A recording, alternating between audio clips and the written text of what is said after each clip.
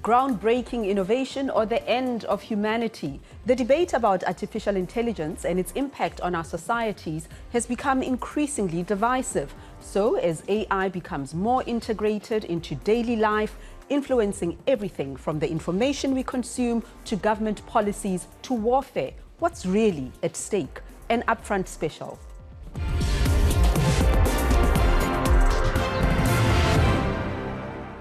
Joining me to discuss the benefits and dangers of an AI future are Connor Leahy of Control AI and Daniel Castro, President of the Information Technology and Innovation Foundation. Gentlemen, welcome to UpFront.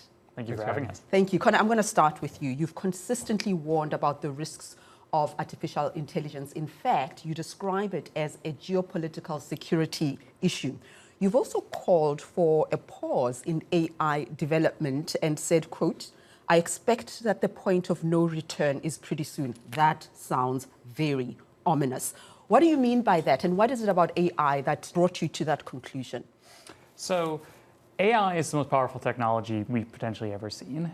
The thing that makes us, in control of the world is our intelligence, our abilities to do science, politics, military strategy, and many of these other things.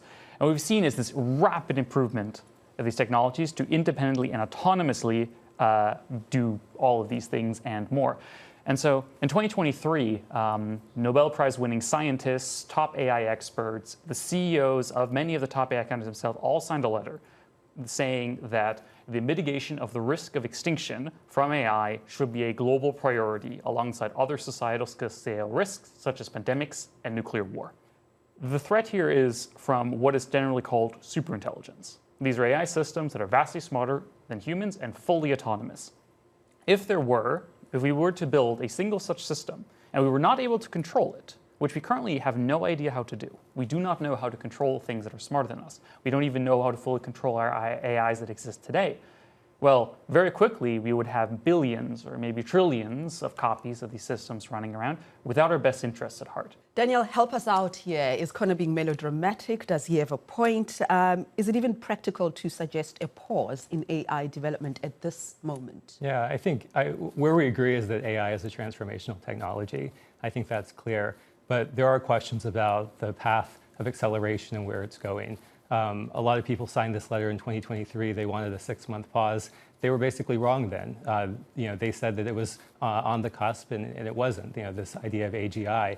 We've seen these claims actually made in the past before, and we've also seen fears about new technologies and existential risk. You may remember back with nanotechnology, people were concerned about this idea of self-replicating nanorobots that would take over all of the world and it would turn us all into this gray goo. There were concerns with the Large Hadron Collider that this was going to create a black hole and we should not turn it on.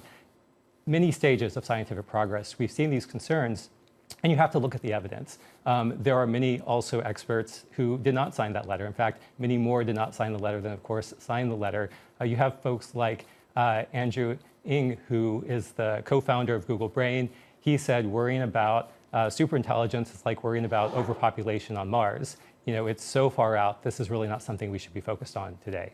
Yet, the CEOs of these big tech companies have themselves used apocalyptic language when talking about the risks of AI. I just want to quote a few of them.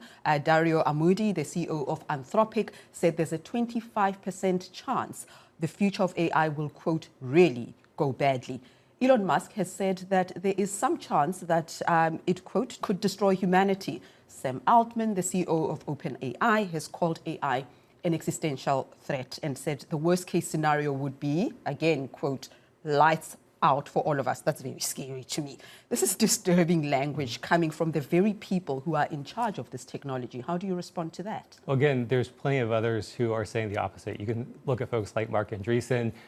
You can look at Meta, or Jan LeCun, who's the head of the AI, and then Mark Zuckerberg, who's made similar comments. They've all rejected that point of view. They've also pointed out the limits of today's existing large language models, that you can only evolve those so far. And in fact, Jan LeCun left Meta to go and develop new types of AI models because he said fundamentally what these models are trying to do, how they learn, that doesn't scale up into real understanding of the world. They're based on understanding text. They're not based on understanding the environment around us. So there's so far to go. There's so many limitations in today's technology that, yes, there's a lot of CEOs saying a lot of different things. That doesn't mean they're all going to come true. Should we give these CEOs some credit here, Connor? I mean, some of the tech executives like Amudi and Altman have openly called for more regulation and safeguards. Altman, in fact, likened AI to nuclear weapons and suggested a body that would be a watchdog, similar to the UN watchdog on nuclear weapons. Do you think that the people in charge of AI do actually have our best interests at heart? Or is this what some critics, I suspect yourself as well, call safety theater? The way I kind of see it is, as my colleague here was saying, that there is some controversy. There's a lot of controversy about the wrong thing, but the one thing everyone can agree on is that if we don't build it, we don't have the risks. I think a lot of these CEOs have the best interests of themselves and their company at heart, fundamentally. And this is the classic market failure. In economics 101, it is very clear that security will always be under-provisioned. This is why we don't privatize the military. Mercenaries don't work. We create the question of what level of risk of death do we expose the American public to is a decision that is made by Congress, the government, and the military. These are not decisions that we allow private companies to make. And this is a technology that threatens the lives of Americans and, well, for a matter of fact, everyone abroad. And so these are really the questions that should be answered by government or military, and that, rather than being set by private companies. Daniel, I'm keen to hear your thoughts on regulatory environments and efforts to just regulate this. Absolutely. And so I think the starting place, though, has to be understanding what's at stake here. Right? So we were talking about all of the potential risk. There's also all of the potential benefits. And you can't say, well, there's all these potential risks, and that's why we shouldn't do this, without talking about the tangible costs that come into play here. We're talking about technology, the AlphaFold won the Nobel Prize. This is for finding new proteins. These are proteins that can help find new compounds to treat diseases. When we're talking about the future here, we're talking about the ability to provide better healthcare, not just in wealthy countries, but around the world. We're talking about addressing clean energy. We're talking about developing new manufacturing capabilities. We're talking about improving education. Most of the people that are calling for pauses on AI have a good education. They have healthcare. They usually have good jobs. When we're talking about what AI can do and how it can transform the world, it's huge benefits often to people that don't have these things that we often take for granted. So that's what is at stake here, and that's why the decisions we make matter. In terms of regulations, there are plenty of ways that we can address specific risk associated with AI. That's why you have to work hand in hand with the private sector. You can't have a government regulator creating rules for technology that doesn't yet exist. They need to be working together. And that's the problem that we've seen with some of the regulations like the EU AI Act. They've rewritten that rule now about 3 times. At every stage, they didn't know what was coming next. For example, the biggest thing this year in AI is agentic AI, and the EU AI Act doesn't even contemplate that. So rules have to keep up with the pace of innovation. Connor, how do you respond to that, especially the point that has been pointed out by Daniel, that we are already experiencing these benefits from AI, healthcare industry, cancer screening, accelerated drug discovery, and equalized access to care and education? There are many people who are benefiting in remote parts of the world. Can you really ignore these advantages? Are the advantages not superseding the risks that you are talking about? Every technology has risks and benefits. These are often the exact same thing. The thing that makes AI dangerous is what makes it useful, is the fact that it's powerful. The same thing as with nuclear. When nuclear was first invented, it was seen as, we have infinite clean energy forever. We could have nuclear reactors in every part of the world. Every country could build them. They would, provide free energy to everyone. It would be energy too cheap to meter. It was often how it used to be considered. But in fact, nuclear reactors are risky technologies. That doesn't mean they're not useful technologies, but they are in fact risky technologies. To get the benefits of a nuclear reactor, we need extremely strict regulation. If you don't have extremely strict regulation, you don't get the benefits. You just get nuclear disasters. You just get irradiated, cities. That's what you get. A lot of these benefits of AI are as hypothetical as the risks, if not more so. We are already seeing many, many downsides from AI that are not hypothetical, that are extremely obvious, that are harming many, many people today. And we should only expect this to continue as the technology becomes more powerful. Now, obviously, different AIs are different. Saying AlphaFold and Mythos are the same type of technology, I think is just a fundamental false equivalence. Like these are just two different things. This is like saying a chunk of uranium ore is the same as a nuclear reactor. These are just two different things. And we have different regulations for these two different cases. I would be very happy, for example, for AlphaFold type AI systems to be unregulated or very mildly regulated, while highly advanced agentic, large scale AI systems are much more closely regulated to how we regulate nuclear systems. These are just different technologies. Calling them all AI, I think, is fundamentally misleading.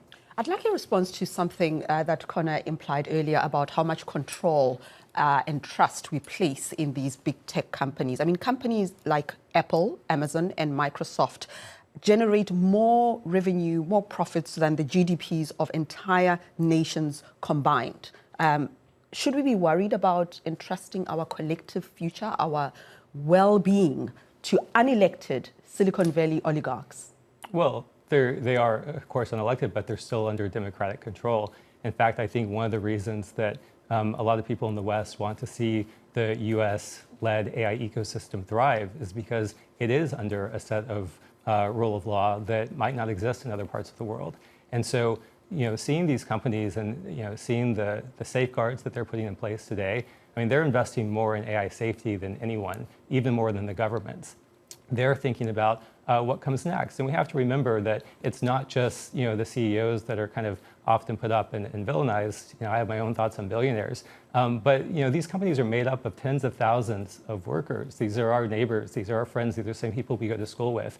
They have the same concerns about AI that we all sit around our dinner table and talk about. They wonder what's coming. And as they think about those things, they're also developing the technology, they're taking that feedback in, and they're looking to see what's next. So these aren't just companies that are just purely profit-driven, nameless corporations. I mean, these are actual people that we know that are working at it, that are thinking about this, and most of them are thinking about how can I help individuals. I think it's so easy for us to sometimes imagine the Terminator scenarios and these disaster scenarios. It's much harder to actually think about that incremental sustained change that can happen in society. But historically, that's what lifted us up as society. That's what's made us all better. And that's what I think most people working in these companies are trying to achieve. You're reacting there. Are we vilifying everybody, Connor?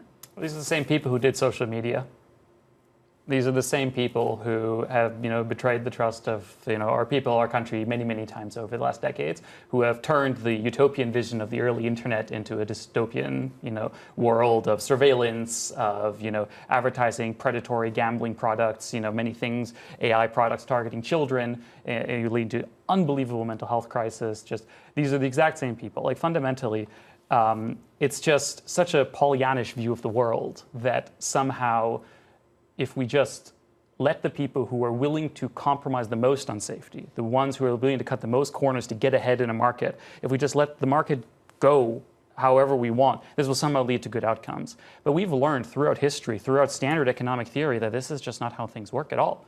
If you're running a chemical company and it's cheaper for you to dump your toxic sludge into the river, even if you're a nice guy and don't do it, the guy down the road, he might be less nice guy. He'll dump the toxic sludge into the river and he'll outcompete you and you'll go bankrupt. This is, for example, what we've seen in my experience with people who have tried to build safe AI. Many of the safe AI companies go out of business because the ones who cut more corners are the ones who can grab more market share more quickly. This is a classic public goods problem. The classic problem is that if you don't regulate how much toxic sludge gets dumped in the river, all the chemical companies will dump toxic sludge into the river or go out of business. And the same thing is currently happening with AI. But Daniel, isn't there a point here that it's all very well to say historically there have been fears about all sorts of innovations and those fears were not realized? Do we not have enough to work with here? Just building on what Connor said, that the environmental costs of data centers, for example, are known. We know about the spread of sexualized deep fakes, the impact on education, on workforce. He mentioned mental health as well. Should we not be focusing on handling these known and immediate risks, these tangible impacts on everyday life, rather than pontificate about what may or may not happen in future, as important as it may be? Absolutely. I mean, there are known risks today that we should be addressing, and this is what I spend a lot of my time advocating for, is policies that can address specific tangible risks today. You talked about sexual exploitation, the deep fakes that we've seen. I've done work on that for probably over 10 years trying to address that problem. And it didn't start with AI, and that's part of the point here. is that many of the problems we see are not actually tied to AI, but AI is providing a chance to shine a spotlight on it. So for example, the issues with electrification and energy use, those issues have to deal with the fact that right now the way utility rates are set and the way we're making investments aren't actually necessarily tied back to the economics. So the amount of water that's being used for electricity generation, not even the data centers themselves, but just electricity generation, isn't a factor in decisions made for electrification in this country. We have to change those policies. When you get those policies right, when you have the incentives aligned, then companies are going to make wise decisions based on the economics.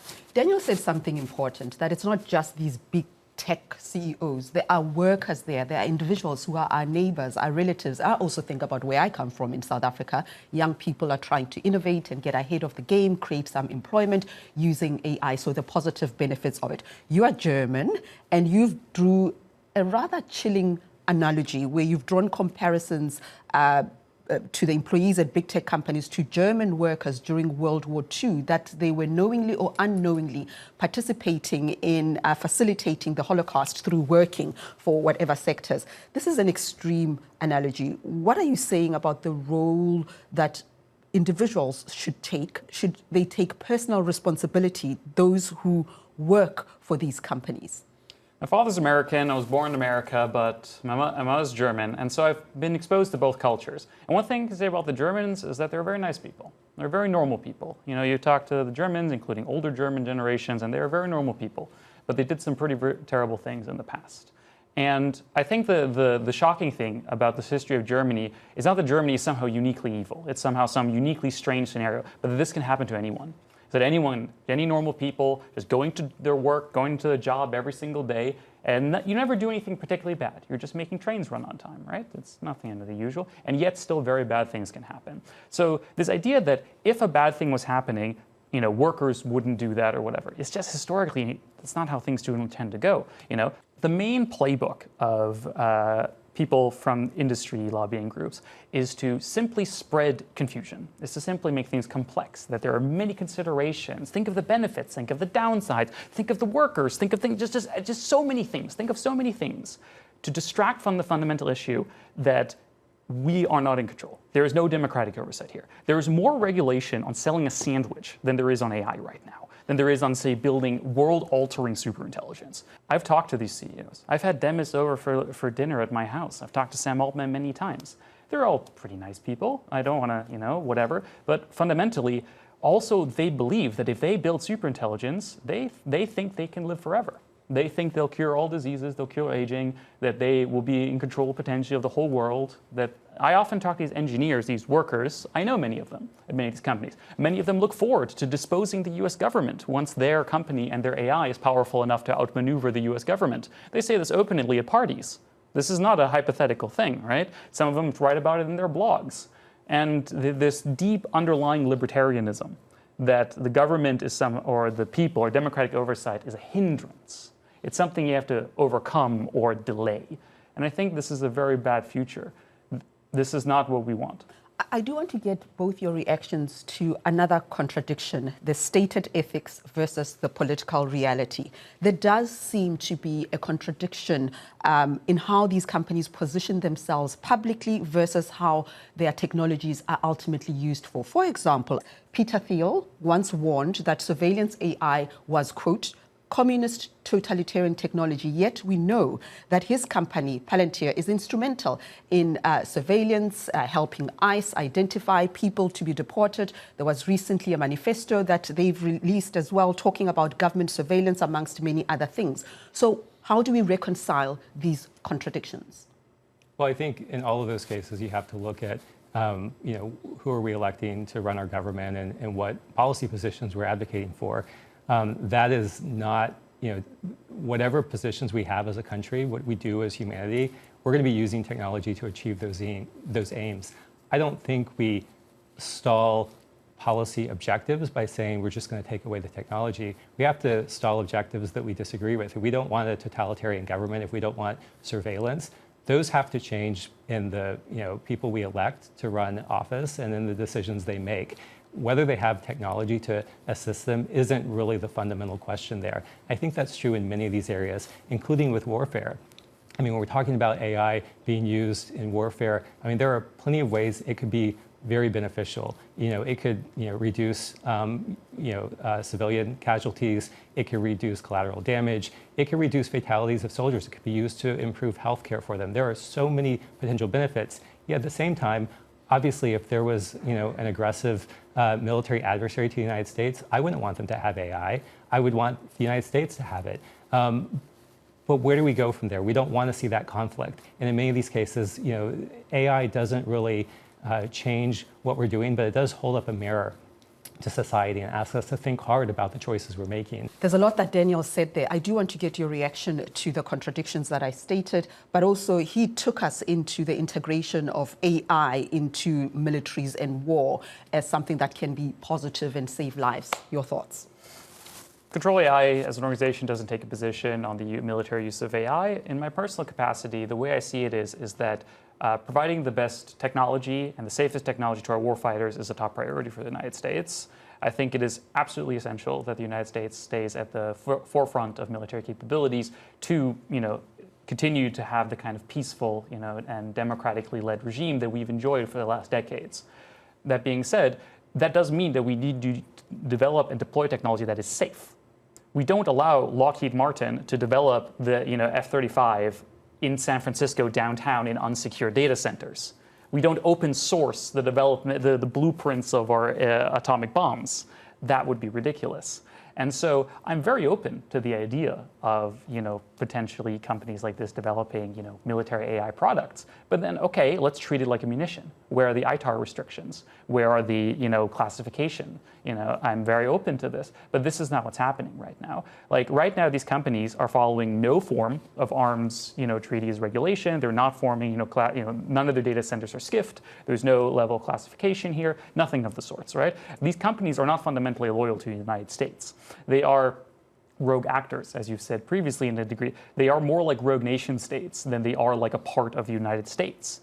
Now, we could integrate them more tightly into the United States military apparatus or so on, but this would require very strong regulation. This would require very high safety standards. This would require a lot more democratic oversight than is currently given from these companies. And yes, this would be expensive. Yes, this would be complicated, but I'm very open to this, but what we're doing right now is just not serious. So you both have different positions, we know that, but I'm curious to know, what do the next 5 to 10 years look like in AI development? Where will we be? Let's start with you, Connor.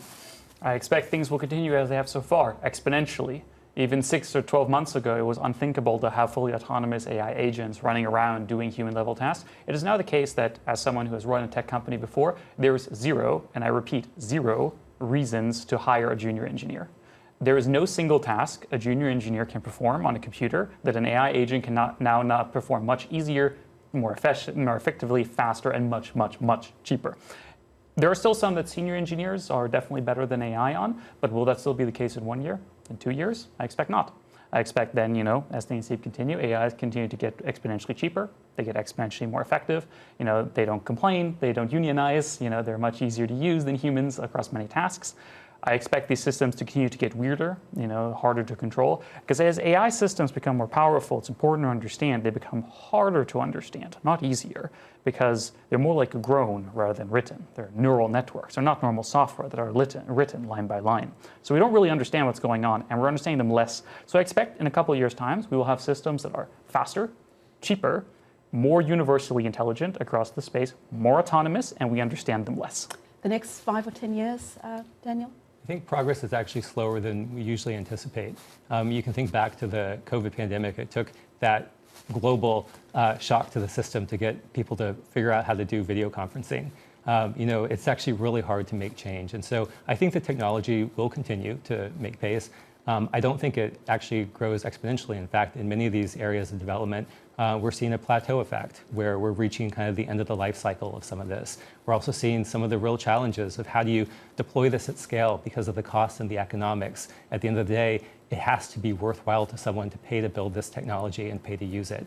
So I think we're going to see progress continue. I think it'll likely be slower than we expect, but I'm still optimistic that will be leading to better outcomes as long as we continue to think about what we actually want from this technology and advocate for that. Daniel Costa and Connor Leahy, it was lovely to have you on UpFront. Thank you for joining us. Thank you. Thank you. That's our show. Upfront, we'll be back next week. Goodbye.